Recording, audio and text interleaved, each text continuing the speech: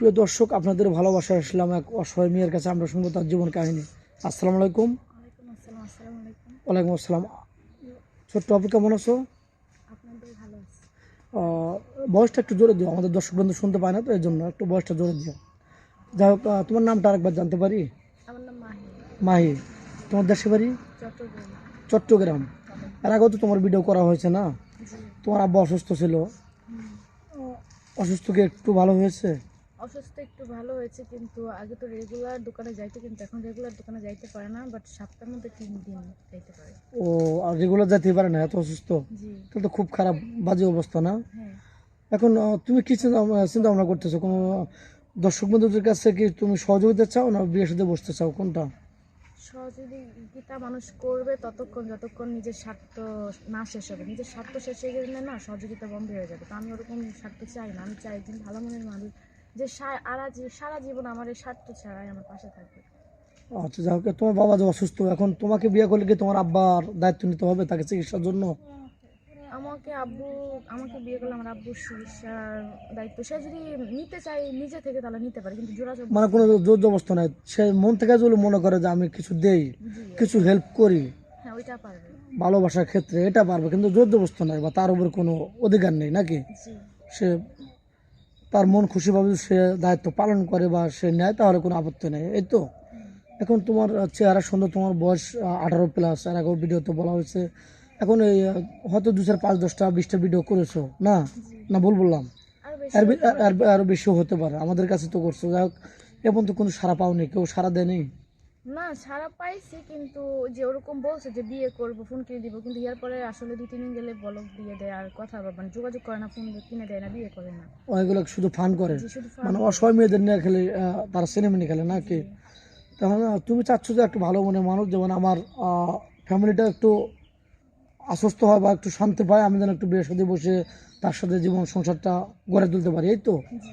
যাক, কোনো প্রবাসী ভাই, তার একটা বাচ্চা আছে, বাচ্চাটা তার মার কাছে থাকে, সে বাইরে থাকে, খুব টেনশন করে তার বাচ্চার জন্য। ওরকম মেন হলে কি তুমি তার সাথে বিয়ে বসে তার বাচ্চাটাকে লালন পালন করতে পারবে কিনা? সমস্যা কি, তার বাচ্চারা তো কোনো দোষ নাই না এখানে। তার মা অসুস্থ, লালন পালন করতে পারতেছে না, তো আমি যেই তো তার মা হয়ে যাবো, আমাকেই তো লালন পালন করতে হবে, আমার নিজের বাচ্চার মতোই তো দেখতে হবে না। তা তো অবশ্যই, এটা দেখলে তো আল্লাহ খুশি হবে, তার ফ্যামিলির সবাই তোমাকে ভালোবাসবে এবং খুশি হবে। তো যাই হোক, কোনো প্রবাসী ভাইয়ের যদি জায়গা জমি না থাকে বা কোনো মন অভিমান করে যদি তার বাড়িতে না যায়, তোমার বাড়িতে থাকতে চায়, বাড়ি ঘর করে, ওরকম কি অ্যাপালিটি আছে তোমার? অ্যাপালিটি আছে, ওরকম ঘরও আছে আমাদের একটা, কিন্তু ঘরটা একটু কাজ আছে, 15-20 হাজার টাকার কাজ করতে হবে, আরো বেশি হইতে পারে। ওই জন্য আব্বু সামর্থ্য না, আব্বু কাজ করতে পারতেছে না, ওই জন্য এখন আপাতত ভাড়া বাসায় থাকতেছি। ও, তাহলে তো এই যে ভাড়া সে এসে তোমার বাড়িতে থাকতে পারবে জি ইনশাল্লাহ। পারবে। যাই হোক, 64 জেলার ভিতরে তোমার কোন জেলাটা ভালো লাগে? আমার জন্মস্থানই আমার ভালো লাগে। তোমার জন্মস্থান ভালো লাগে না? জি। তোমার স্বামীকে নিয়ে কোথায় ঘুরতে যাবে? স্বামীকে নিয়ে, স্বামী যেখানে নিয়ে যায় সেখানে যাবো। তোমার কোনো চাহিদা নেই, স্বামী যেখানে নিয়ে যাবো সেখানে তুমি যেতে রাজি? যাই হোক, তুমি কে খেতে ভালোবাসো? আমি সব জিনিস খাইতেই ভালোবাসি। গরিব মানুষ যেহেতু, মানে নিতে পারছো নাকি? যাই হোক, 2-3 মিনিট 5 মিনিটের ভিতরে কারোর জীবন গল্প শেষ করা যায় না, আমরা যতটুকু পারলাম তুলে ধরলাম। তুমি কি গান করতে পারো? না, গান করতে পারি না।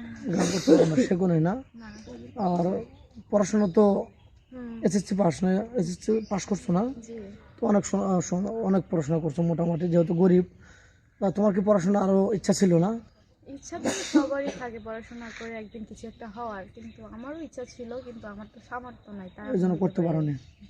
যাই হোক, তাহলে মনের ভিতরে অনেক কষ্ট আছে, পড়াশোনা করে কিন্তু বাবা আমাকে অনেক কিছু করতে পারতে, হেল্প করতে পারতে, কিন্তু এটা আর হয়ে উঠলো না নাকি? জি।